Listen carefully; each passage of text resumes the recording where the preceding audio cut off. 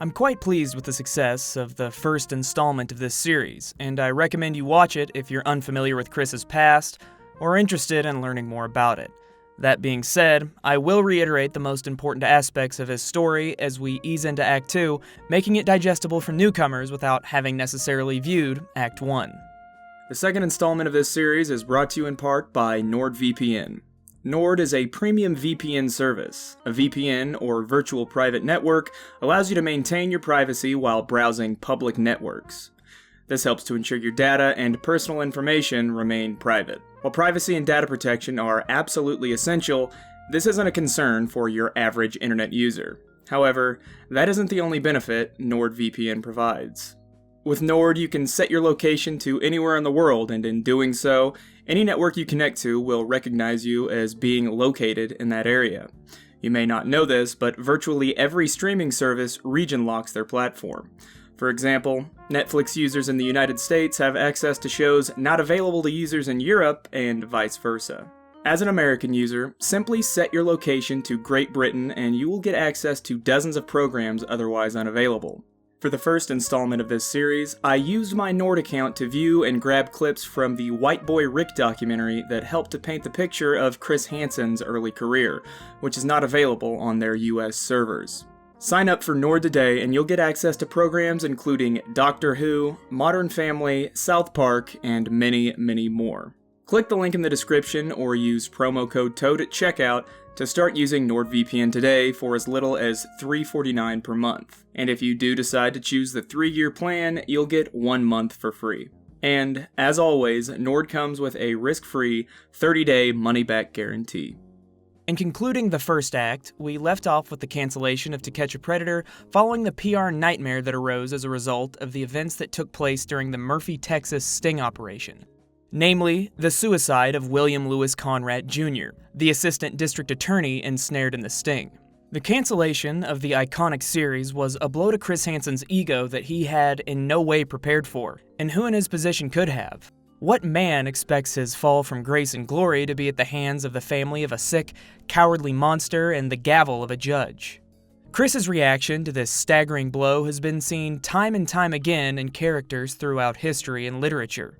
A man gains some unexpected level of fame relative to his status, only to have it suddenly and unceremoniously ripped away. He then spends the rest of his days devoted to reclaiming what was lost. Depending on the outcome, his story will be considered either a tale of redemption to inspire future generations, or a cautionary tale to guide their way. By virtue of that grand ideal we call the American dream, this plot device is seen so frequently in the stories of prominent figures throughout our history that it has become rather cliché, though unavoidable. For reference, we can harken back to the counterculture movement of the 1960s and 70s and pick out one story that exemplifies both outcomes. Very even fight. Ali, a sneaky right hand. Another sneaky right hand. This time he works over the shoulder of Foreman. This is a combination. In 1974, Muhammad Ali faced off with George Foreman in a bout for the title of undisputed heavyweight champion of the world. More than 1 billion people tuned in to watch, nearly a quarter of the world's population at the time. The record-shattering broadcast was the climax to one of the greatest comeback stories in the history of America, perhaps the greatest comeback story in the history of sports. And even if you know next to nothing about boxing, chances are you've at least heard about the Rumble in the Jungle. The match was about far more than just boxing.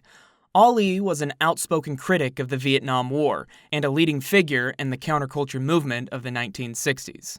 7 years prior, in 1967, he had been stripped of the title and forced into retirement at the age of 25 after conscientiously objecting to the draft. He was convicted of refusing to report for induction into the United States military forces, labeled a draft dodger, and banned from boxing. He returned to the sport 3 years later when it became clear that the Supreme Court would overturn the ruling against him, then clawing his way back up through the ranks to earn another shot at the title. He was the 4-1 underdog, and when he knocked out George Foreman in the 8th round during the early morning hours in Zaire, Africa, the entire world lost its breath. His unlikely redemption resonated with an entire generation, and looking back, Though his beliefs and the causes he advocated made him a polarizing figure at the time, many of even his harshest critics now hold similar positions to his own. You'd be hard-pressed to find a person who maintains that the Vietnam War was necessary or that the Civil Rights Movement was not. Though there were in excess of 60,000 people in attendance, one man was curiously absent. Not far from the stadium where the event was being held, Hunter S. Thompson floated alone in the swimming pool of his hotel, gazing up into the dawn sky of Central Africa. He was characteristically drunk and high, and true to form was wearing nothing save a rubber Richard Nixon mask. He tossed about 1.5 pounds of marijuana into the pool and was enjoying his float in the green film that had formed over the top of the water. Hunter's voice was of an equal importance to Ali's, his figure perhaps even more polarizing. Marijuana laws are one of the reasons that has engendered this lack of respect that cops complain about all over the country. When you get a whole generation that grows up as felons, and they know the law is ridiculous, and they're told all this gibberish about it, it drives you crazy and makes your brain soft and your feet fall off. Even the police know it's a silly law. It's time that we either bridge that chasm with some kind of realistic law enforcement, or else I don't think it's going to be bridged in this country. We're going to revolution. He was on assignment from Rolling Stone magazine to cover the match, and his admiration for and camaraderie with Ali made him the perfect man for the job. Not to mention, he was their top man and had the attention of the world himself. Many of his sycophantic fans will dismiss this as one of his various outrageous idiosyncrasies, but to Hunter, it meant something more than most stories. To him, the conclusion of the fight was foregone. There was no way Ali could win. Another blow and an endless line of blows and the pointless battle against the oppressive hand of a tyrannical government. In missing it, he doubtless saw in himself the useless degradation of potential that he had once criticized in the hedonistic drug culture of San Francisco. It was a devastating and selfish mistake.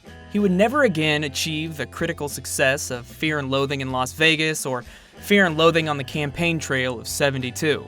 While the Rumble in the Jungle would see Ali return to the top and go even farther beyond the peak he was cast from, for Hunter, it marked a downturn in the quality of his work, and he would never recover, eventually taking his own life one winter evening in the kitchen of his longtime home in Woody Creek, Colorado in 2005. Hunter's decay into crippling addiction is more often than not romanticized, and while it is an essential part of his character and helped him to pioneer a revolutionary new style of journalism, one not dissimilar from Chris Hansen's, it eventually consumed and destroyed him.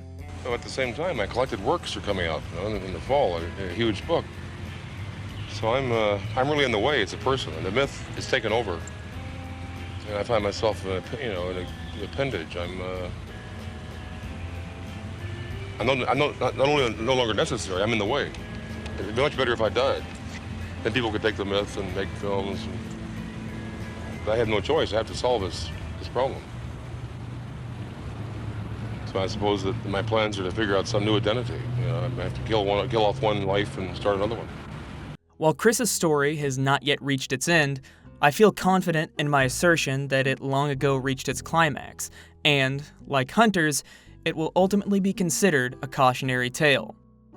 Chris's efforts since the cancellation of To Catch a Predator in 2008 and his untimely demise that followed have been spent either trying to recapture some semblance of his glory days or trying to relive them, a sort of internal struggle between doing the hard work that made him who he was and living the extravagant lifestyle that he was rewarded. He's currently devoting the majority of his time to the latter, and has been for quite some time, judging by his outstanding debts, which have been widely reported to be in excess of $1 million, clearly living far above his means. The old aphorism, "fake it till you make it," naturally comes to mind when studying the character that is Chris Hansen.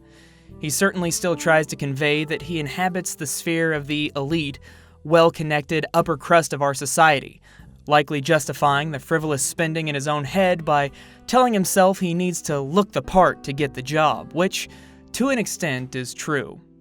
This attitude manifests in behavior as harmless as his constant, condescending, fatherly demeanor to behavior as insidious as inserting himself into potentially criminal investigations with the implication that his alleged connections with law enforcement will help to bring swift justice. I want to be clear here. I'm not insinuating that Chris's involvement in an investigation means that the allegations being made are necessarily spurious. But I warn you, do not let his involvement be your litmus test for the likelihood of justice being served or the validity of the claims being made. Chris isn't in the pursuit of justice or the truth, at least not anymore. No, he's strictly in pursuit of self-enrichment and fame, or as the kids call it these days, clout. If there's anything I want you to take away from this series, it's that Chris is no longer to be trusted when it comes to active criminal investigations. Nor, for the most part, should anyone who makes their living covering the news. As a straight newsman, the job is to cover the news, not to interfere with or influence it. It's traditionally considered quite unethical to intermingle police work and journalism in any of its forms, and for good reason. Look at any number of YouTubers who have tried to insert themselves into legal investigations that they had no stake in other than views or money, and you'll find that nearly all of them have faced significant backlash. Financial motivations and justice are like oil and water. Rules tend to have exceptions, however, and Chris Hansen happened to be that exception in the eyes of hundreds of millions of people thanks to his great work on To Catch a Predator. Unfortunately, he has taken to abusing the trust that was bestowed upon him for the explicit purpose of personal gain, and has been doing so consistently for the better part of a decade. Chris has been on YouTube since February of 2019, and despite one of the warmest welcomes I have ever seen given to a mainstream celebrity by the To Catch a Predator, or TCAP community, he immediately became a stark reminder of why members of the legacy media have typically been shunned by YouTube communities, even when said celebrity is the focal point of the fandom. Despite this well-documented, narcissistic, and greed-driven feud, he wasn't propelled into the limelight until he began covering the case of the legacy YouTuber and alleged serial abuser, Onision, from the very beginning declaring the man's guilt without evidence and promising that he would see him brought to justice and put behind bars. It's been well over a year since he began covering Onision, and after that brief initial surge and wave of support, the only tangible effect has been to cast doubt onto the legitimacy of the case, putting many people in the uncomfortable position of defending Onision from blatant lies. Virtually no one wants to do this, and it's a testament to how far things have devolved. There's quite a story to tell when it comes to Chris and his involvement with the Onision investigation, and I will cover it thoroughly, eventually. Suffice it to say, the entire investigation has been turned into a circus and a piggy bank for Chris Hansen, and while he's undoubtedly sunk to new lows, in the grand scheme of his story, this situation is just another stop on his arduous journey to the bottom. You see, Chris didn't fall from the peak of the proverbial mountain to the bottom. He didn't go from staying in 5-star hotels to having his upscale Stamford home foreclosed on overnight. He was pushed from the top to a slightly lower peak, and has been falling from peak to slightly lower peak ever since. They weren't the top, true, but each still towered over 90% of the population. Sure, he would likely never again be the charismatic newsman that walked arm in arm with A-list celebrities, but there aren't many men out there that wouldn't be proud to have hung their hat on the legacy of a national news anchor. Even after falling from that peak, most people would still be proud to anchor syndicated television programs. But the peak he's landed himself on now, that isn't a peak that every man would envy. At first, perhaps, being a YouTube live streamer may seem cool. But when you expect hard-hitting, independent journalism only to be met with a 60-year-old man with an ego problem, crippling debt, and the tech literacy of a toddler, what you get is a show hosted by a confused old man trying to artificially extend investigations based not on evidence, but on the likelihood that he can turn a profit, all the while being propped up by a team of internet weirdos working exclusively for exposure whose behavior ranges from bizarre and boring to dangerous and illegal. I don't know what peak Chris will find himself stranded upon next, but I can say with near certainty that his fall is imminent. In Act 1, we journeyed alongside Chris as he scaled the entirety of the mountain with impressive ease, only to be cast down by malicious outside actors.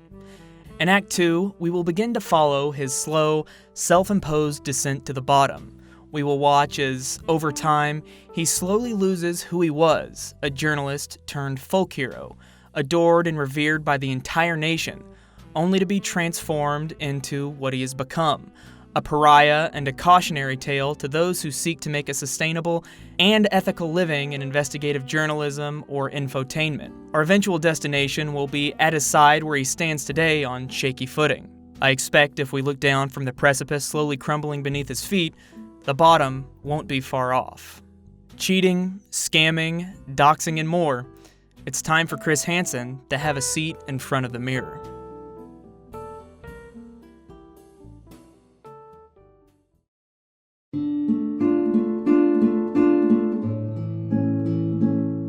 No one can deny that the Murphy, Texas investigation of To Catch a Predator was a PR nightmare for NBC and Chris Hansen. However, the headline-breaking moral outrage didn't occur organically through an audience that felt the show had betrayed their values. Remember, it was an outcry from Dateline's viewership that led to the police's involvement with the show, which inevitably would cause its end. No, it was instead manufactured by two very old and very corrupt institutions working perfectly in tandem to wound a mutual enemy. If you watched part 1 of this series or followed it yourself as it happened, you'll know that those institutions were the good old boy judicial systems of North Central Texas and the very behemoth to which Chris's own fate was and is inextricably intertwined, the mainstream American news media. The New York Times, Esquire, Salon, Rolling Stone magazine, CBS, NPR, and dozens of others all circled in to get their own bite of NBC and Chris. Many outlets had been taking pot shots for quite some time before the incident in Murphy, where the cowardly predator, Rockwall County Assistant District Attorney Louis Conrad, took his own life before the extent of his crimes could be uncovered. The early complaints about the program seemed to be jealousy masked thinly in concern about the journalistic integrity of the show, starting first as grumbles and beginning in earnest when NBC began paying online watchdog group Perverted Justice a consultant's fee for their services in luring in the men. The narrative woven by the journalistic community was that this was tantamount to paying a source, a great taboo in their eyes. As you might imagine, your average viewer could care less about the pedantic complaints of journalistic ethics, and probably wanted NBC to pay the watchdog group more. To TCAP fans, the complaints were of crabs in a bucket if they even reached their eyes or ears. Remember, this was 2006, well before virtually every American was perpetually plugged into a steady stream of information. 7 months after the investigation took place, Collin County District Attorney John Roach announced his plans to let the 23 men arrested in Murphy for soliciting sex with children walk away scot-free. Chris Hansen immediately requested to interview him on his baffling decision. Roach's charge was that Perverted Justice and Chris Hansen, while employed by NBC, overstepped their bounds, taking the reins away from Murphy police, thus making every arrest unprosecutable and potentially illegal. Roach declined to be interviewed, accusing Chris and NBC of trying to run a hit piece, and instead participated in a hit piece orchestrated by ABC about NBC via their 2020 program. An interesting fact for those of you who don't watch the news, 2020 was considered a direct rival to Dateline, and Brian Ross, the correspondent that ran the story and did the legwork, was a former NBC employee himself. Dateline NBC's To Catch a Predator was quite literally the hottest show on TV, and it was airing during an intense ratings war, absolutely demolishing 2020 and any other would-be challengers. I'm unsure whether Brian regrets this today, but cosmic justice has been served. It may have taken him half a decade longer than Chris, but he was eventually fired from ABC for his own controversy, and is currently on the same trajectory as Chris, hosting syndicated TV and internet shows no one has ever heard of with the social media engagement of a soccer mom. With the 2020 hit piece and seemingly every other organization feeding fuel to the fire, things were not looking good for the future of To Catch a Predator. Eventually, advertisers began pulling out, and Chris nor NBC were willing to run the show out of the goodness of their hearts. While their claims of doing a public service were true, it wasn't intentional. Instead, it was simply a fortunate byproduct of the pursuit of their true goal: views and money. They may have been able to put the series on hiatus for a year or so, returning when the heat died down. But when a judge decided to hear the $105 million wrongful death lawsuit against the network by Patricia Conrad, Lewis's sister, the matter was settled out of court, with the amount and terms never being disclosed. This is widely regarded to be the final nail in To Catch a Predator's coffin, and I firmly believe that part of the settlement was that the show would cease production, but I have zero proof to back this theory up. It could very well be the result of a simple cost-benefit analysis by the network after settling with Mrs. Conrad. I suspect NBC was planning for either a hiatus before courting advertisers again, or a soft cancellation by attrition if things went south with the lawsuit. After the Murphy fiasco in November of 2006, they had set up 2 spin-off shows in the hopes of continuing to capitalize off of Chris's celebrity. The 2 shows were called To Catch a Con Man and To Catch an ID Thief, and while they're alright for daytime television journalism, they're a bit lackluster compared to the iconic To Catch a Predator. But then, so is pretty much everything. The 2 spin-offs were released as part of regular programming, using the exact same branding as To Catch a Predator. Now, these spin-offs alone aren't enough to make me suspect NBC already had plans to bring the show to a halt, but factoring in the final investigation in Bowling Green, Kentucky has me convinced. In every investigation, the TCAP team would net anywhere from 25 to 50 men, give or take a few. However, in Bowling Green, they only managed to bring in 7. This makes for a convenient excuse, and it's the one Chris has been using for more than a decade since the cancellation was announced. If you spend any significant amount of time listening to Chris as an interviewee, you'll know that his conversations are made up almost entirely of canned lines, and he plays it pretty close to the chest. When asked about TCAP, he will flippantly suggest that the show had simply run its course, citing the low number of men that showed up for the final investigation. This is untrue, however, and could have been easily manipulated by the TCAP team in any case. The truth? The investigation aired by NBC in Bowling Green was actually part of a larger investigation across multiple departments working in conjunction with Perverted Justice, and in total, they netted a respectable 29 men. The final episode is also the best example of the potential the show still held. One of the men in the show was named Lorne Armstrong, a normal, albeit goofy-looking man who had been chatting with an online decoy for exactly a month before showing up. Each evening spent grooming who he thought to be a 13-year-old girl named Kayla, exposing himself via webcam countless times. The day he decided to show up happened to be his 37th birthday, and he gave Chris one of the most pathetic interviews in the history of the show. You can tell by the way he handles himself that the thought that this could be a sting had never even crossed his simple mind.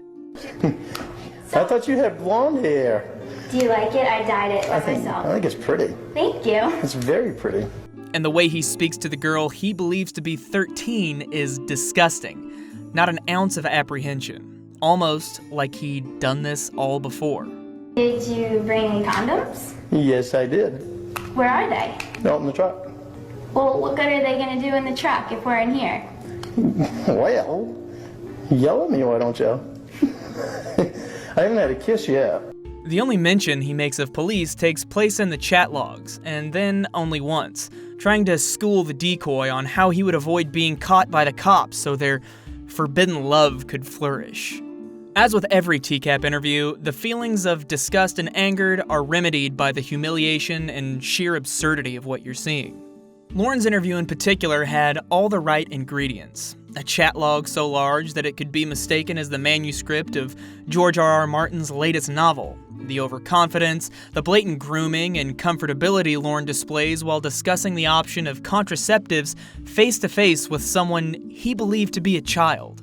The way he becomes childlike himself when confronted by Chris, his legs propped up on the recliner like a toddler being placed down by their parents for a good scolding. You get to watch a man who had most likely already committed heinous acts on children have his spirit completely shattered in the span of seconds.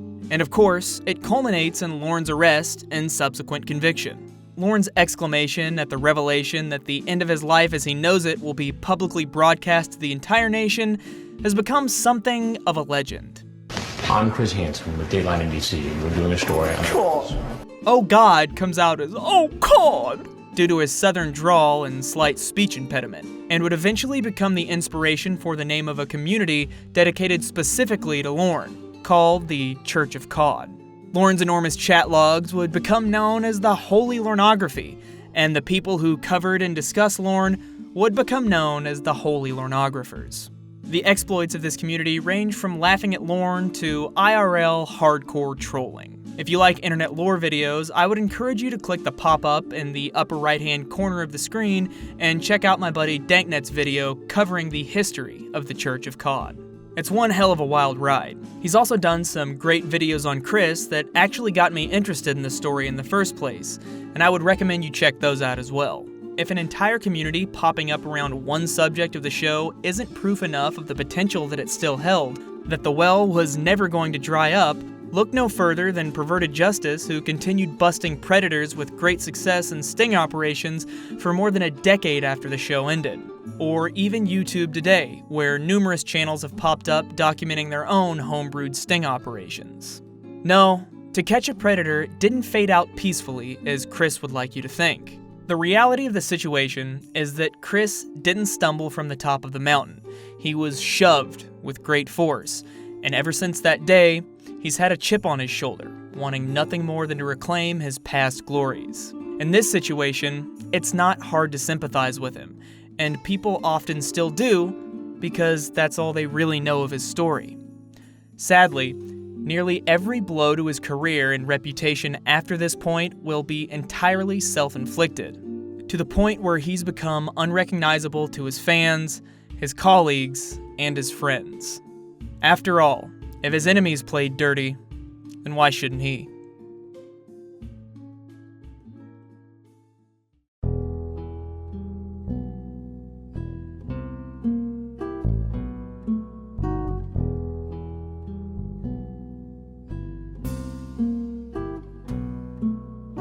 In order to understand where Chris went wrong, we must harken back to his days as a young local reporter in Detroit, breaking incredible stories and becoming something of a local celebrity.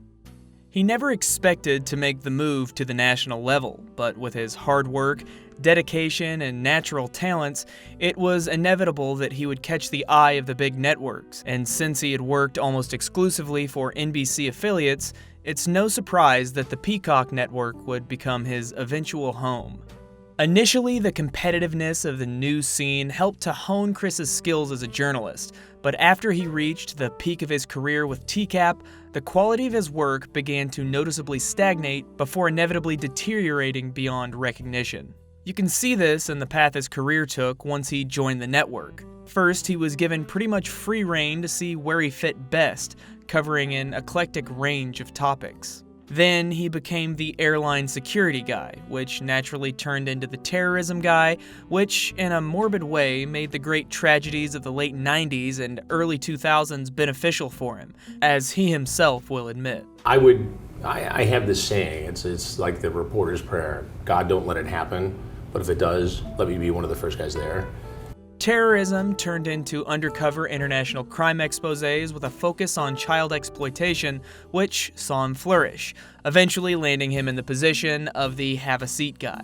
Now, I spent nearly 2 hours in the first part of this series praising virtually all of Chris's work through the end of To Catch a Predator, and I'll stand by that no matter what blunders he makes, because it was objectively good work, and I wouldn't have been captivated by his story if I believed he had always been some hollow fraud. That being said, I'm now going to tell you about the darker side of his success with TCAP. Chris went from being a good journalist, consistently breaking good stories in the most competitive news media market in the world, to a great personality making great stories in the most competitive news media market in the world. Making news is considered a taboo because news outlets are, above all else, motivated by money. Also, making news is a very stupid endeavor that often requires that you break the law. Imagine that instead of riding along with the police, documenting and exposing the criminal empire of the Chambers brothers in 1980s Detroit, Chris had instead catfished crack dealers and assaulted them with television cameras and an ambush interview. He wouldn't have made it past day one, and if he did, there'd be no story. Chris was given a one-time pass to engage in the taboo of creating news, and it made him the golden goose of Dateline NBC. He could, on command, spin up an investigation that would get the highest ratings on television. This made him a very valuable and marketable asset, even after the disastrous end of TCAP. So aside from his own innate desire to reclaim his status as journalist turned celebrity, the network also wanted their golden goose to start laying again, and this reflects in the vast majority of his work post-Predator Hunter. It became less about breaking interesting stories and more about trying to find stories that fit into the patented Hansen formula for, well, let's be honest, money. At the time, it was pretty decent TV, but not golden by any stretch of the imagination. Con men robbing little old ladies? That's pretty bad. Go get him, Chris. I'm not who you think I am. I'm not Jim Dillon. I'm an investigative journalist from the United States, and we're doing a story on suspected scams, financial scams that come out of Africa. Exposing Nigerian credit card scammers that trick some guy into being a cog in their criminal enterprise by pretending to be a smoking hot Latina that wanted to marry him. I mean, dude sort of had it coming, but go for it, I guess. Now that Jeff is beginning to realize he's caught up in a scam, we're about to tell him who we really are. I'm Chris Hansen with Dateline NBC. Man buys a high-end bike for $25 thinking it's his lucky day? Well, it's a bit of a morally gray area, and he probably wouldn't go to jail for it, and I don't know that he should have his life ruined by being exposed on national television for views and clicks, but I'm not your dad. You said at first we don't buy stolen bikes. We don't buy bikes. That's right. But you just bought that one for $25. Listen, this for him. Here, show me the bike. Come on over. That's right there. That's ours. Yes. Our what guy about bought it in. Yes. You bought it. No, we did not. No, we did not buy it. he No, I did spoke not to buy the bike. Yeah, you did. Turn Hey, do not touch my stuff on the Turn street. that off. Administering an unprovoked ambush interview under false pretenses to the owner of a well-respected preschool with an immaculate record because 20 years ago he was arrested for battery, and after being turned down by the state to become licensed to inherit his mother's child care business, he pleaded such a convincing case and jumped through so many hoops that a group of individuals working for the state were willing to risk their careers to make an exception for him, and he's been a model for rehabilitation ever since, by all accounts providing exemplary service and proving that there is such a thing as redemption. Yeah, I don't know, Chris. Some people might say that doing bullshit like this is the reason why in 2020, one of the only partisan positions you can take is hating journalists and mainstream news. You can go and you can up a rope and you can pay money to get any information else from me. Okay? I'm embarrassed for you. You're a slug. You're a slug. We're happy to leave them. Thank you. All of you, get the hell off my property. Good day. From Storybook Ranch, you guys are pieces of and garbage, and hell awaits. The rest of the footage of that investigation has been scrubbed from the internet, but in a transcript I found, it reveals that following this man's righteous anger at Chris, he used the incident he created to try and get the man fired by implying his temper was a danger to children, making the complaint directly to a representative from the Department of Health and Human Services, the people in charge of the man's licensing, who said, "You pushed his buttons, obviously, but so do little kids. When you have 10 toddlers in a room, that's a stressful situation. But someone who cannot control their anger like that is frightening." Chris abused his position as a journalist to name and shame a man who, by all accounts, had made a few mistakes in his youth, but had gotten his act together and was making a positive impact in the world. He plastered a 20-year-old mugshot on national television, tried to paint him as a violent criminal that was a risk to children, and tried to have he and his wife's livelihood stripped from them and the legacy of their family destroyed, all for the sake of ratings. It's unclear whether this man had his life ripped away from him, but his wife at least is still listed on their website. I reached out to them for a comment, but understandably, I never got a response. Chris nor his producers seem to understand what made TCAP great. Why no one protested when they were flouting journalistic ethics to create news. It wasn't the hidden camera part. It wasn't the gotcha part. It wasn't the catfishing part, and it wasn't even the criminal aspect, broadly speaking. It was for the specific reason that they were doing all of those things to one specific group of disgusting individuals that most people think deserve the death penalty, or at the very least, life in prison. When you go around ruining the lives of people just trying to make a living like the rest of us, trying to destroy the lives of our friends and neighbors, you go from the hero of the story to the bad guy very quickly. Well, at least that's the way it goes when you look at it retrospectively and weave it into your melodramatic narrative. At the time, people just lost interest and took no notice of his misdeeds. The network accepted that Chris had simply lost his Midas touch, and the decision was made to put him out to pasture. Chris was slated to replace Ann Curry in an anchor position for Dateline, something he had always avoided in favor of on-the-ground reporting. Controversy behind him and still adored through the rose-tinted glasses of most Dateline viewers, it would be an easy sell. People really loved the character Chris sold himself as. They revered him as a father and the personification of morality and justice.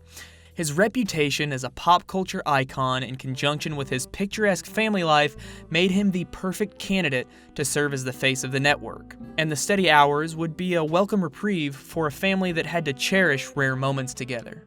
There was a lovely piece written about his home life published February 2nd of 2011, giving a rare glimpse into the man behind the stoic mask.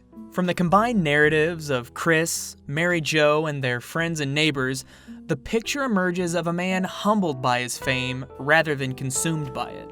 By all accounts, an amazing father, loving husband, and immovable pillar of his community. The transition to a true domestic life should have been the end of Chris's story in a biographical sense, occurring as a segue to the final chapters of his memoirs, should he ever put them to pen. Unfortunately, some men are not able to move into their waning years so easily. Everything can be in place. Everything can seem picture perfect. And on paper it was. A cursory Google search of his sons demonstrates that, faults aside, he was a great father and will leave behind a legacy to be proud of. His wife was gorgeous, his home immaculate, his community loved him, and he hadn't seen the bottom of his wallet in years. But as a rule, the most accomplished men always feel as if they could have done more, and in Chris's case, he had been forced into the final arc of his story, at least partially. So it's really no surprise that he wanted to, at the very least, feel as though he were in his prime again. So he decided to take a trip back down memory lane to the best years of his life. And that meant some good, honest, gritty, nose-to-the-grindstone investigative reporting, the kind that had put him amongst the ranks of men he had idolized as a boy. One last hurrah before hanging the hat up for good. You know, in the movies, it's always on the day before retirement that the job finally catches up with the old beat cop.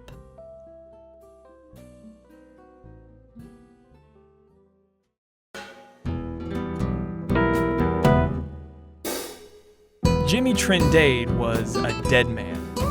Well, he'd been dead for about 5 years by the time Chris decided to take a trip back into the past during the spring of 2011, back to his old stomping grounds in the Sunshine State.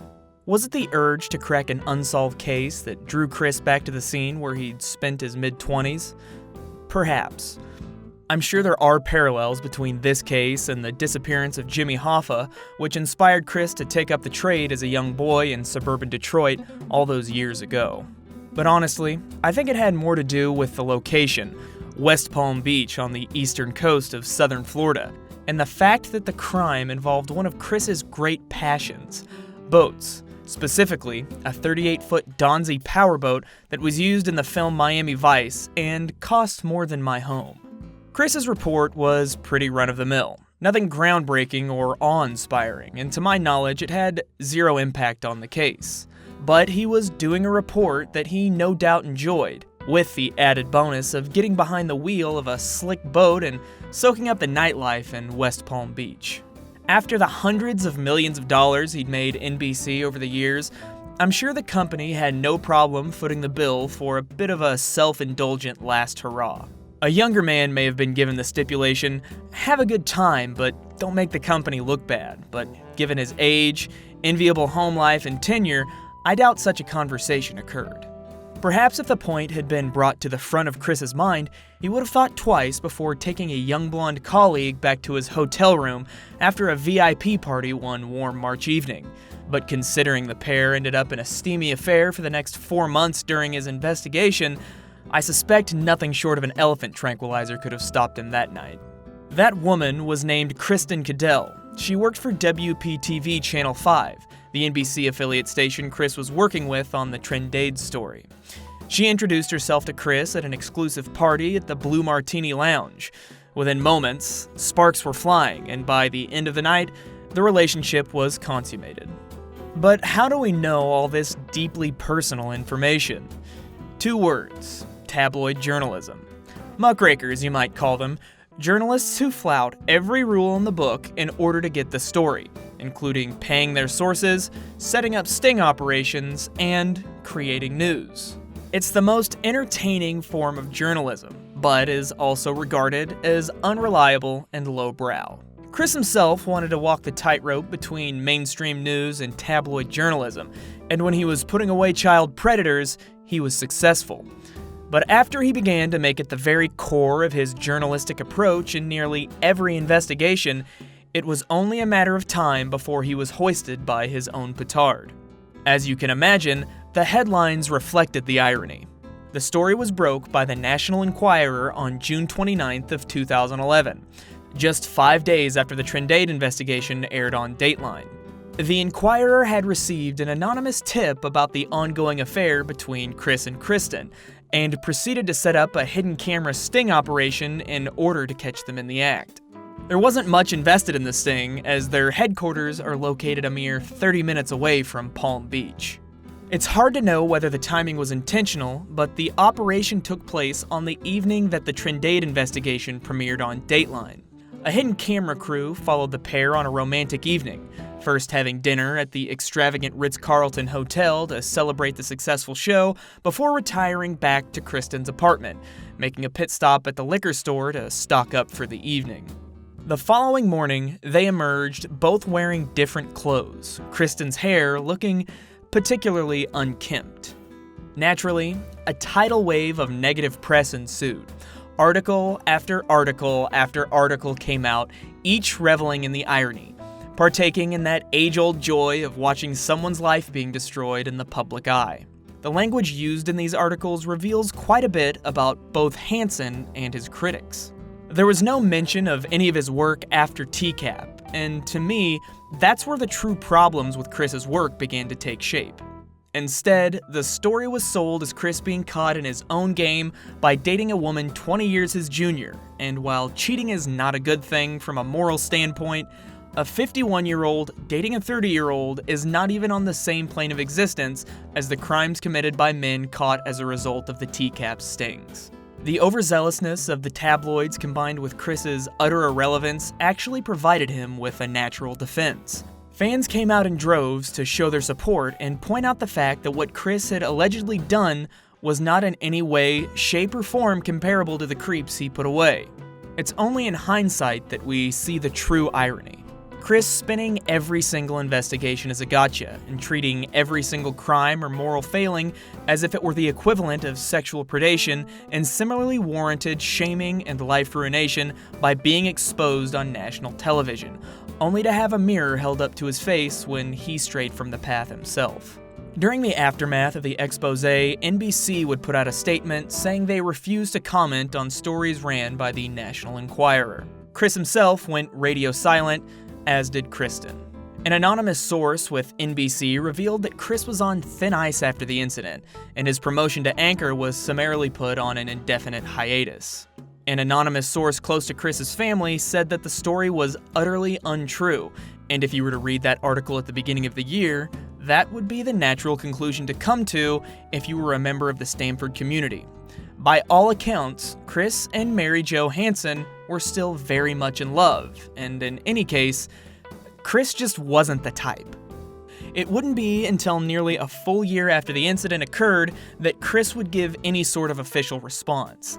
In an interview that has since been lost to time with Detroit radio station Mojo in the Morning, sometime around March of 2012, Chris was pressed by the hosts about his scandal and immediately hung up the phone. Of course, this was taken as an implicit admission of guilt, so 1 week later, Chris called back in, giving the excuse that their allotted time had simply run out and that he was an open book for questions. His flippant response was that the exposé was full of hurtful lies. Yes, the age-old tactic of the serial cheater. Deny, deny, deny. The only person to find sympathy for in this scandal is Chris's wife, who wholeheartedly believed his story.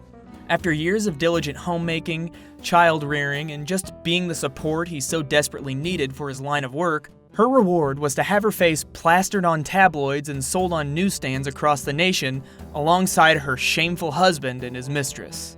None but the most loyal were buying Chris's story, and the evidence against him was overwhelming. While I would personally have preferred to see him man up and take ownership, setting a good example for his sons and the young men who idolized him, it was still a good learning opportunity. Having his own life shaken to its very core, all his closest relationships tested and pushed to their very limits, his livelihood and career jeopardized with his legacy forever tarnished, it would give him a sense of empathy for those he sought to expose for views and money. Not those monsters he put away during TCAP, of course, but certainly that daycare owner who he singled out and attempted to shame on national television for the crime of turning his life around, bettering his community, and supporting his family. Surely Chris had come to regret that after what was done to him by the National Enquirer. Well, no, actually.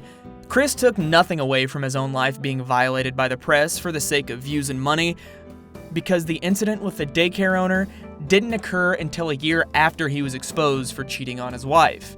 In fact, that episode aired the same month he broke his silence on the issue and claimed the status of an innocent victim of defamation and circumstance.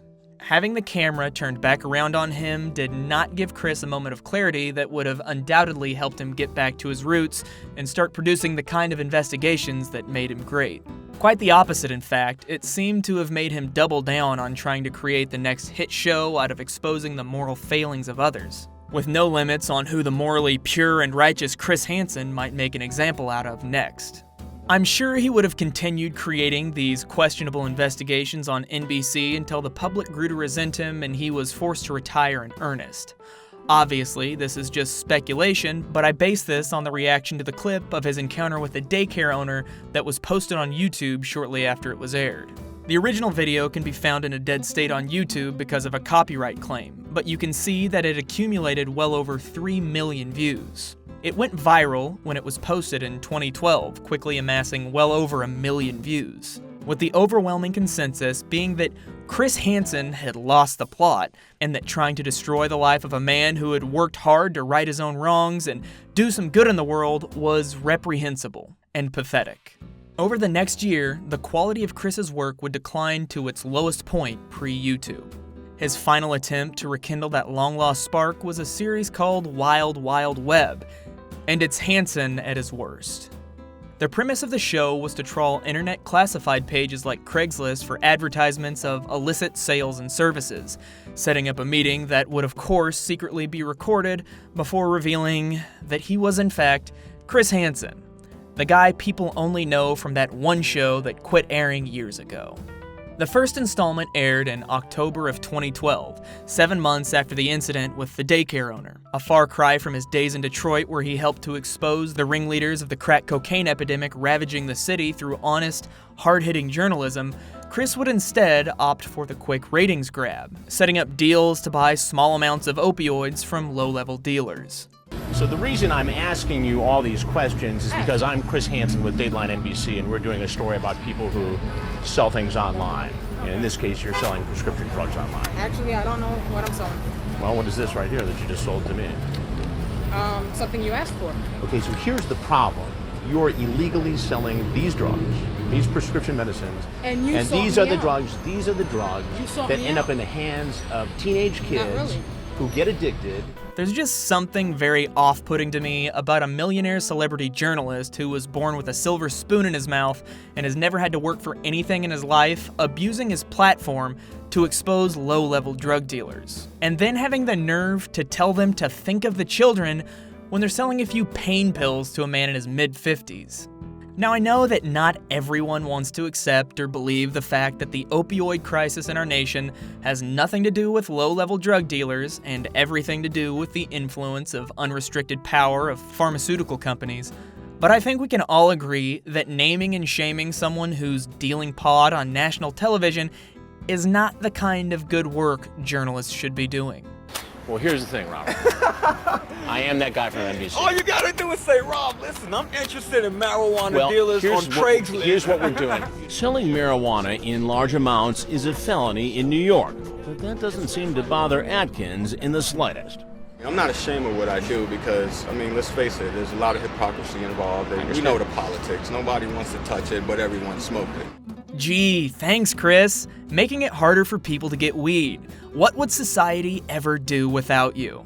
His disconnect from reality here is, as always, staggering. People who are going to abuse drugs and they're going to do what they want and it makes it look bad. But I can call off 4 people, you know what I'm saying, that I deal with who have cancer, who are wholeheartedly great, honest people, that the health care is too much for. But you want to get out. Well, I want to get out from the perspective of having to watch my back to do it. You know what I Right. mean? Like, I'm getting a little Like, do you have to tired of carry a that. gun? Do you worry No, about not somebody at all. robbing you? No. Or I deliver to people who are down in this area, you Right. know, doorman buildings, co-ops, people who own penthouses. No, Chris, he doesn't have to watch his back because he's scared he's going to get robbed while dealing pot to cancer patients.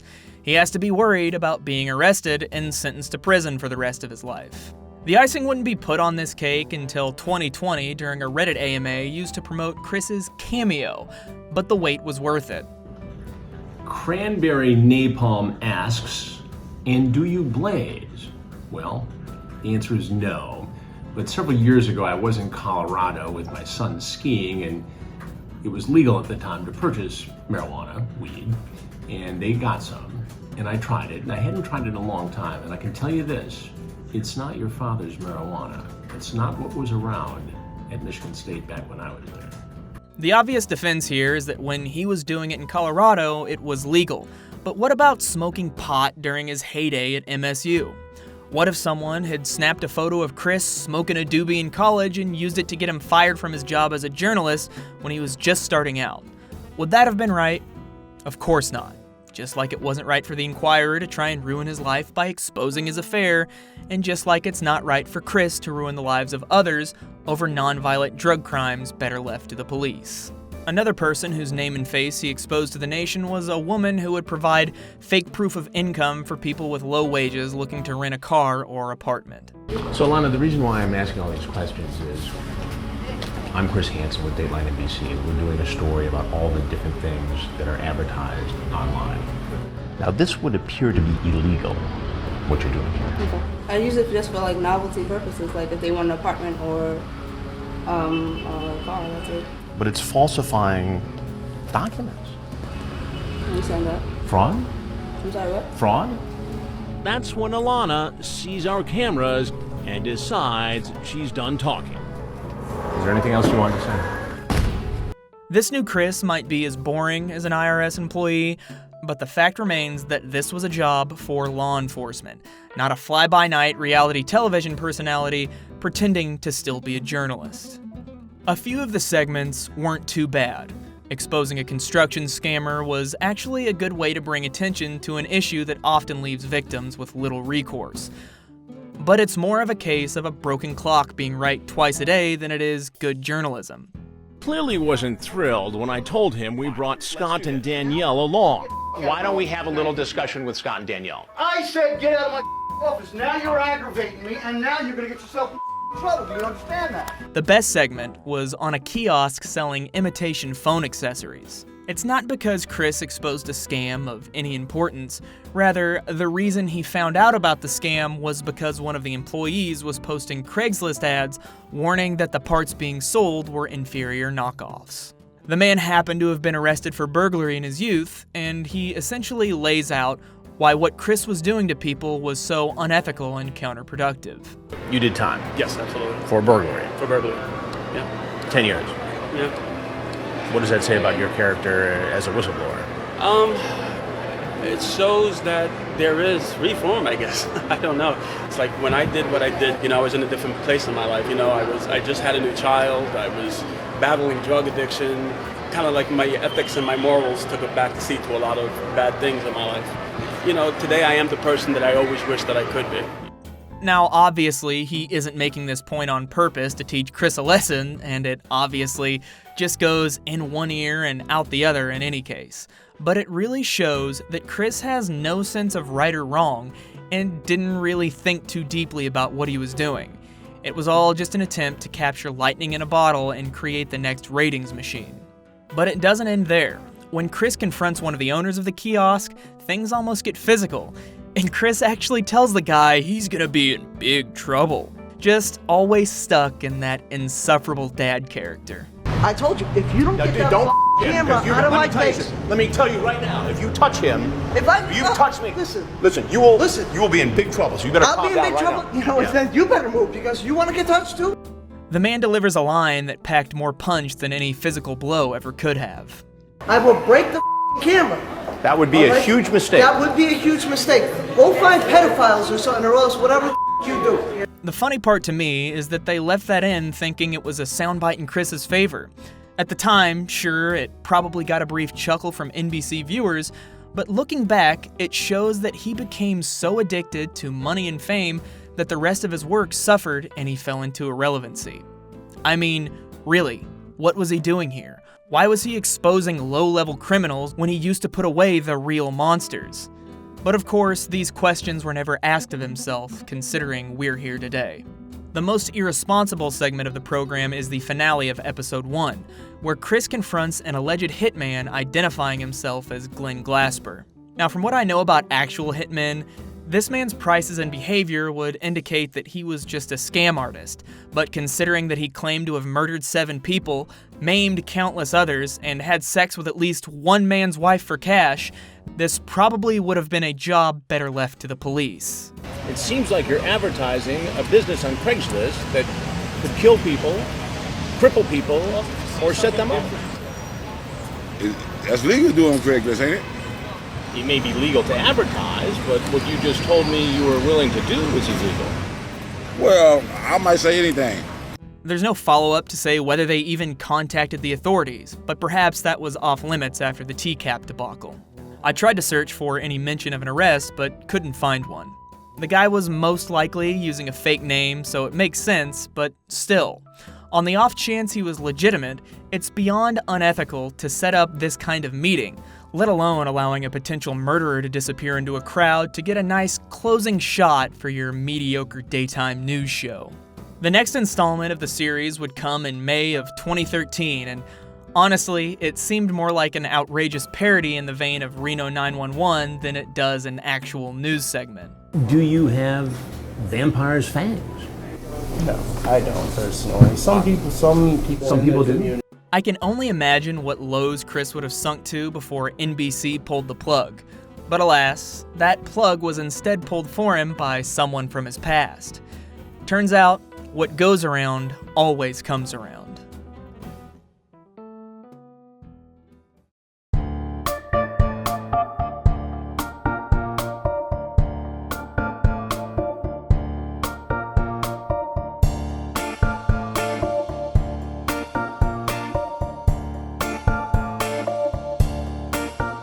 Kristen Cadell was a woman scorned, and in her mind, her fury was righteous.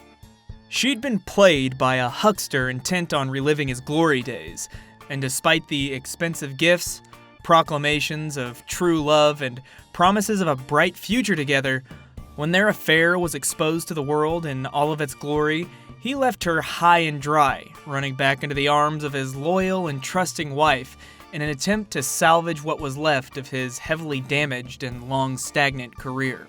Had this been a simple case of a failed relationship, she may have been content to leave sleeping dogs lie and consider it a valuable lesson learned about dating within such a competitive profession, one in which good-looking young women are known to be taken advantage of. However, it wasn't as simple as an old horn dog taking advantage of the naivete of a pretty young new girl. That ship had sailed the moment the Inquirer made the affair public knowledge.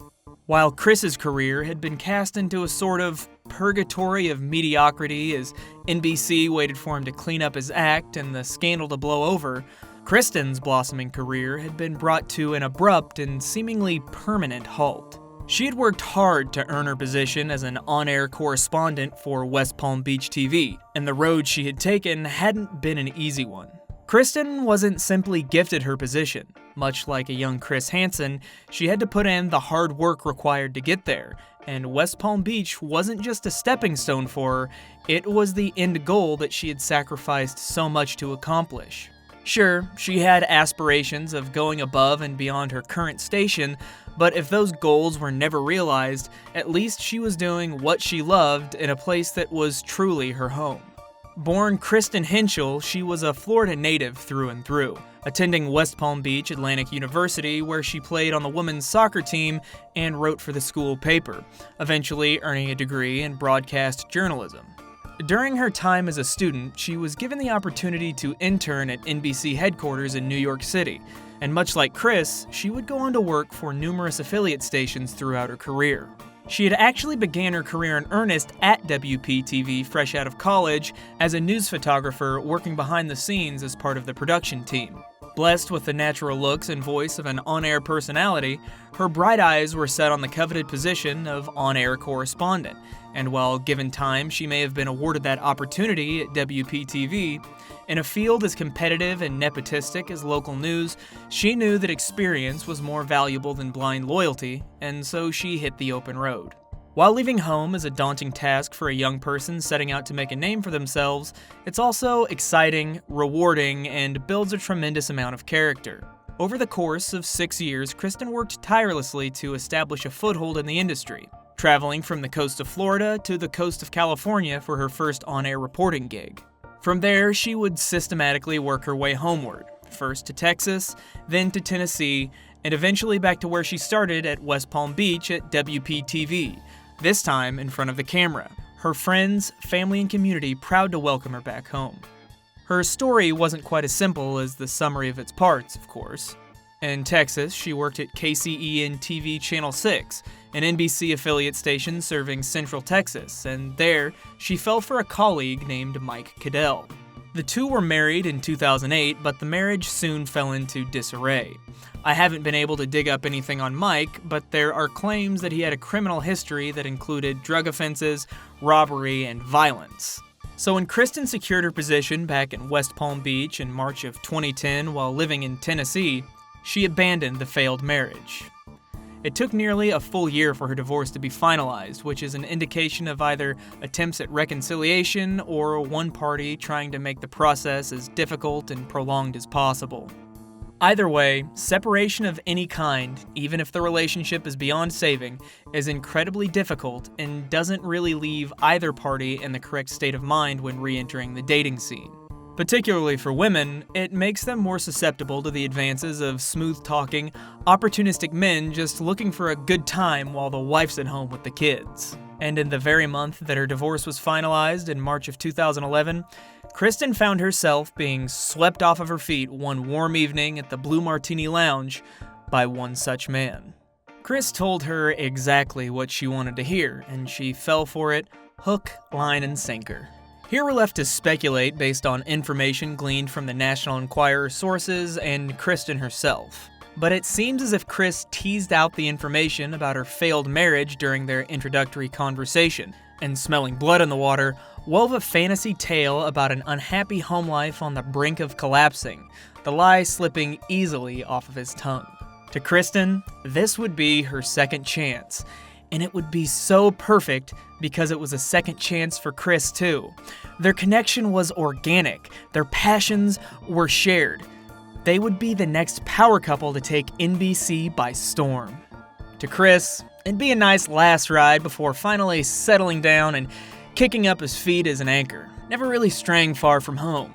He'd been married before his prime years in the limelight, never expecting to ascend to the status of celebrity, so he felt as if he was owed at least one wild ride. To his credit, he really went for the full sell. He flew Kristen all around the country, putting them up in the finest hotels, mingling with colleagues, helping her network, and even taking her and her entourage out for a weekend on his boat close to home. I gotta hand it to him. Guy's ballsy. Chris was in so deep that he regularly talked to her family over the phone. She was so sure their future was bright. Two imperfect people making their way in an imperfect world. She never stopped to consider the impropriety of the whole affair because Chris had made her believe there was no affair and that the ring on his finger was all but for show, and both he and his wife had agreed they were free to date other people. The shock Kristen felt when, on the 27th of July, 2011, Chris told her that he was not going to leave his wife and that things between them must end, was the worst of her entire life. The event should have ended quickly and developed into a permanent scar that acted as a constant reminder to never trust easily. Instead, with the affair being broadcast to the nation 2 days after its sudden end, it became a festering wound of confusion and pain. Despite the end of their intimate relationship, Chris had assured her that they would remain fast friends. What should have been a perfect exit strategy, replying less and less frequently with increasingly terse messages, was turned into a delicate and volatile situation that could erupt at any moment and destroy the public image and home life of Christopher Edward Hansen. He instructed her to keep quiet, talk to absolutely no one from the press. Should her employer launch an investigation, she was to deny. While her instincts told her to be honest and upfront about the situation with her employer and to defend herself from her peers in the press, Kristen, like Mary Jo, trusted Chris and believed that he had her interests in mind. Unfortunately, the only beneficiary of Chris Hansen's wisdom is Chris Hansen. When Kristen lied to her employers about the affair, she was first demoted and then fired. Chris reassured her that he would use his connections to help her secure a job equal or better to what she had lost. But despite his promises, nothing came to fruition. For 2 years, she remained in limbo, her silence on the matter the single ledge keeping Chris from falling. Her reward for propping up his comedy of a career? Near unemployability. With her experience and reputation before the scandal, work should have come easy, but after, nearly every job she applied for turned her down on the basis of her sullied public reputation. In traditional media, traditional values are important, and despite the public denial of the affair, the only person fooled seemed to be Chris's poor wife. Every news director echoed the same advice. Your career is too damaged. It's better to just start over. And so forced to take whatever mediocre work was offered to her, she once again hit the open road, though this time her youthful optimism would be replaced with confusion, bitterness, and pain. She meandered again to the West Coast, this time Seattle, Washington, far from home and all of her troubles. Unfortunately, distance is irrelevant when you're involved in a scandal with a cultural icon, even if he hadn't seen relevance in nearly half a decade. Despite her attempts to start over, her past pervaded the workplace, making advancement nearly impossible, and so she left Seattle for a position in Las Vegas. But she'd made no progress in putting the pieces of her shattered career back together, and soon came to the realization that no amount of hard work could redeem her sullied image. Vegas, like Seattle, would inevitably be another dead end in an endless line of dead ends, forever chasing her own tail while Chris continued to work, smugly denying any allegations of impropriety. So, on June 27th of 2013, on the 2-year anniversary of Chris dumping her and the life-altering story by the National Enquirer that would shortly follow, Kristen endeavored to take back her life in the only way she knew how, by doing what a good journalist does and setting the record straight. Well, setting the record as straight as possible when it's coming from an emotionally damaged woman who had just had her entire life put on hold because a washed-up old journalist wanted to have a good time. She composed an open letter to Chris Hansen and sent it to the Inquirer, who published it on July 3rd of 2013. The letter covers everything that occurred from a raw, candid perspective, and put an end to the speculations from the tabloids and the public, as well as providing further details. Obviously, the speculation had been largely correct, and the sources of the original story reliable. I want to read two passages that I think are very important when studying Chris's character, as they echo the ever-growing criticisms he's receiving today. Of taking Chris's advice on mitigating the negative repercussions of the scandal, she said, "In hindsight, putting that much trust in Chris proved to be the most damaging mistake of my life, particularly to my professional career. But hey, why wouldn't I trust him? He was Chris Hansen, a highly respected journalist, responsible for bringing down child predators, identity thieves, and con men on national TV." On considering their relationship retrospectively, she says, "It's also a mystery to me how someone I considered to be a close friend and confidant was never the person he made himself out to be." In 2013, Kristen Cadell, Chris's scorned ex-mistress, revealed his true nature to the world. Though a legendary journalist he may have been, his persona of moral crusader was a thin veil for what he'd become. A man concerned only with satisfying his desires. With Kristen, those desires had been of a sexual and ego-driven nature, but when his con was exposed to the public, it became about protecting his money and fame, his primary desires. The overarching theme of the open letter was that women are treated unfairly in the workplace in her field, and while that was a great move for Kristen's purpose, getting a new job, it wasn't really the case here and took away from the actual problem that continues to affect unsuspecting people today, which is of course Chris. Not to mention, it doesn't even follow logically if you take into consideration the facts she lays out. But hey, she's a journalist, so why let a good scandal go to waste? The truth of the matter was that she became unemployable because the news media painted her as a surreptitious homewrecker, and she refused to set the record straight. She lost her job because she lied to her employer. She did these things at the behest of Chris Hansen, who was very clearly manipulating her into protecting his own public image. Her problems didn't stem from the fact that men and women are treated differently in the workplace. They came as a direct result of Chris's manipulation. Had she been honest and upfront with her bosses, she would have, in all likelihood, kept her position. But she instead chose to defend someone who had already proven himself to be a liar. I'm not saying she wasn't wronged, but to blame her employers in the same breath that she admits to being played by Chris is quite a stretch, to say the least. Her claim that her only crime in this situation was being naive is also pretty rich coming from a 30-year-old woman. If you haven't figured out that the opposite sex is lying to you by that point in your life, I'm going to have to seriously question your investigative journalism skills. If someone tells you that their spouse won't mind if you sleep with them, you'd better call their spouse and confirm it before risking your life and career. Chris, of course, denied Kristen's charges on all accounts, but to no avail. His mountain of lies finally began to crumble beneath his feet, something he had to have known was inevitable. 2 weeks later, on July 15th, Kristen delivered the coup de grace. Photo evidence of their physical relationship coupled with a teary-eyed sit-down interview with Radar Online, which has since been lost to time, but undoubtedly increased the impact of the story. 2 weeks later, on Friday, August 2nd of 2013, Chris Hansen would receive a catastrophic blow that would effectively end his career as a mainstream television reporter. After 14 years of outstanding work and about 6 years of mediocrity, for a combined 20 years of service, NBC announced that Chris Hansen's contract would not be renewed. In other words, he was fired. And despite the courtesy of selling the move as an amicable separation based on the divergence between Chris's new style of reporting and the direction Dateline wanted to take its content in the future, the reality was clear to everyone. Chris Hansen had been involved in a scandal of sexual impropriety where he had quite obviously lied to a young woman for sex. He had done it by utilizing his position with NBC, and he had done it on NBC's dime. He had lied to his family and the public about it, and while in no way Did this make him a sexual predator? It did reveal that he's a pretty sleazy guy that didn't have a leg to stand on when facing down anyone short of violent criminals or sexual predators.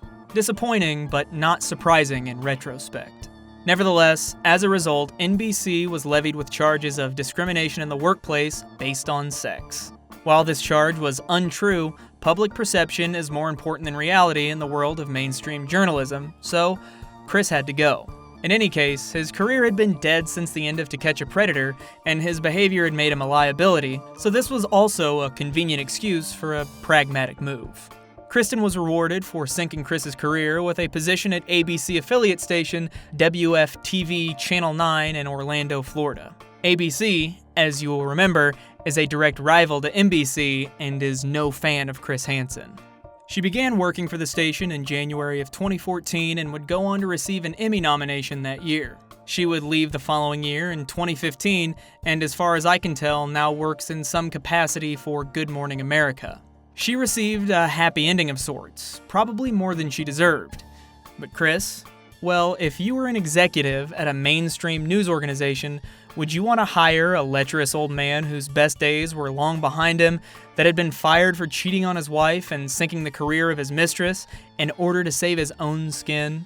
Chris Hansen, still adored by the nation for his work on To Catch a Predator despite his repeated moral and ethical failings, had become a liability and a nigh unemployable. But he still had one thing going for him.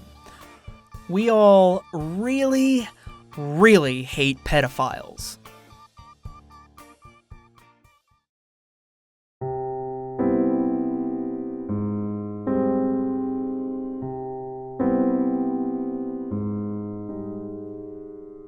The following year of Chris's life is shrouded in mystery.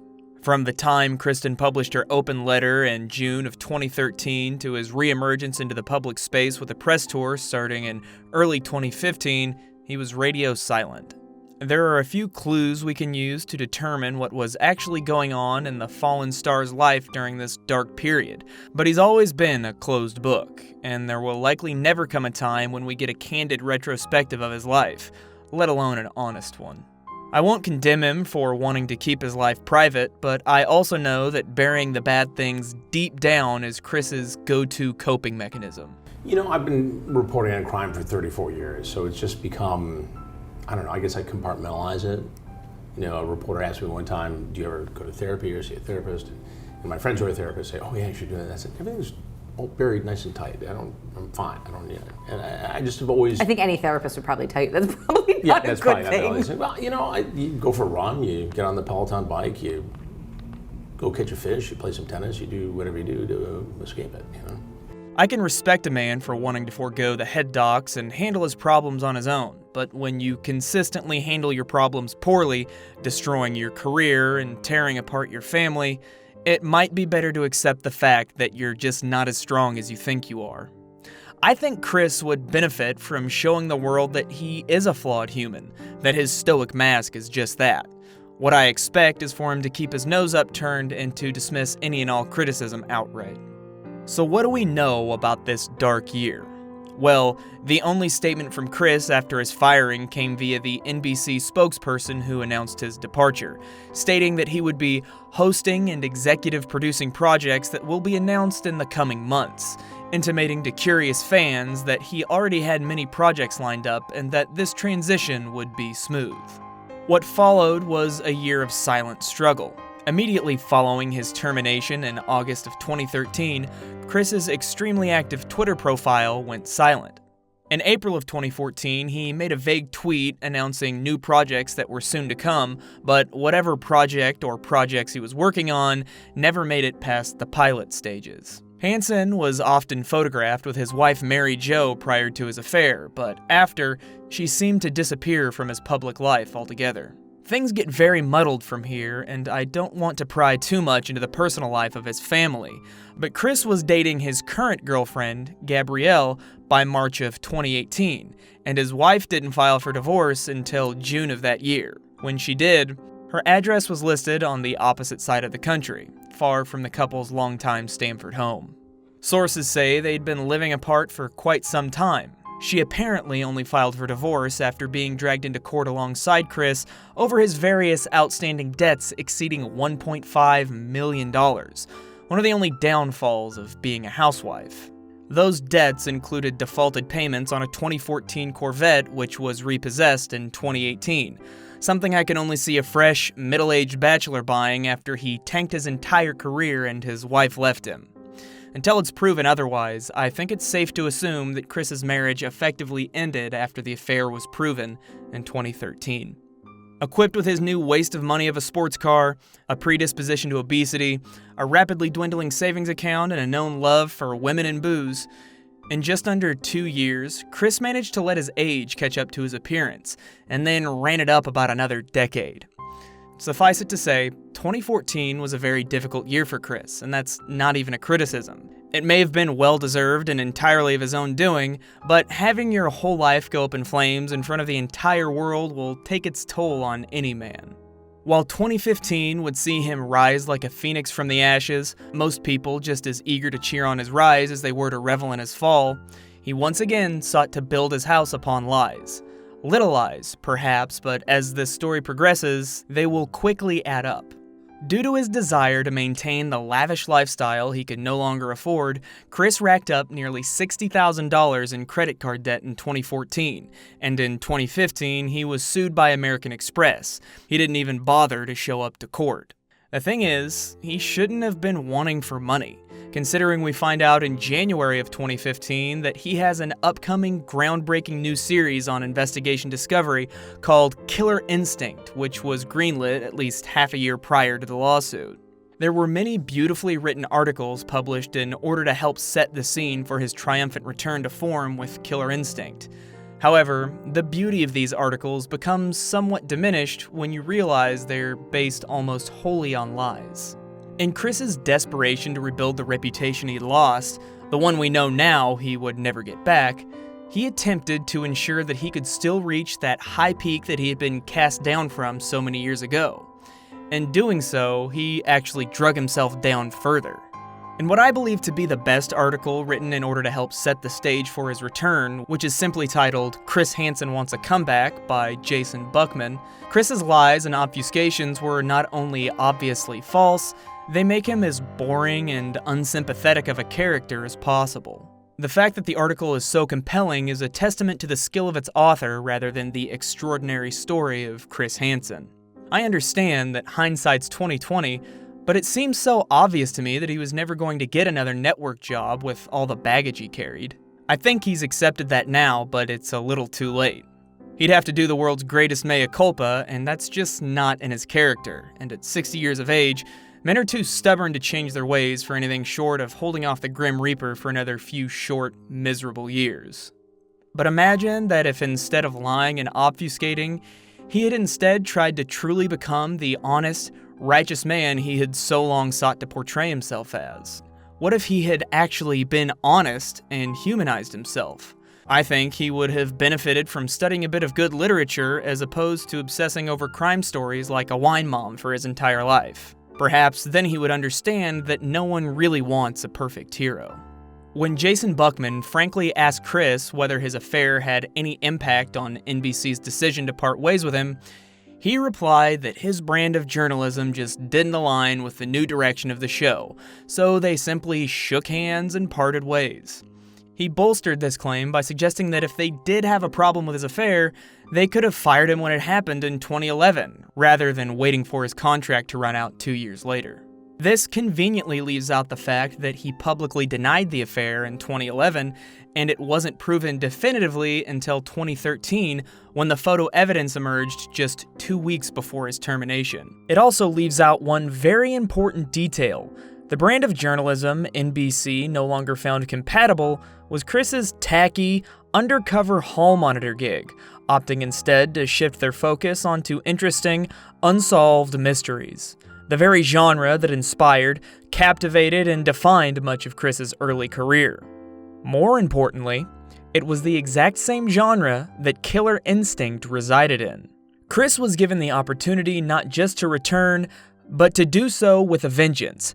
to prove to the higher-ups at NBC that they had just made the biggest mistake of their life.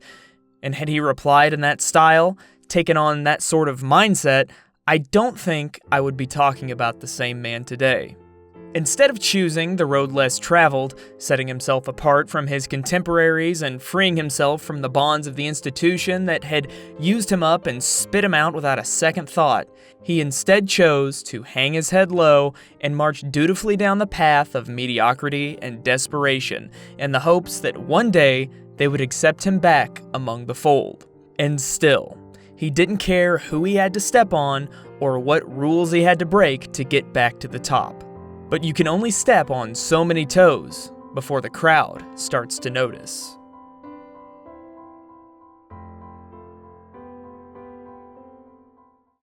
So with the events currently unfolding on the YouTube landscape with Chris, I've decided to make one more installment into this series that will cover all the way up to his exile from the TCAP community.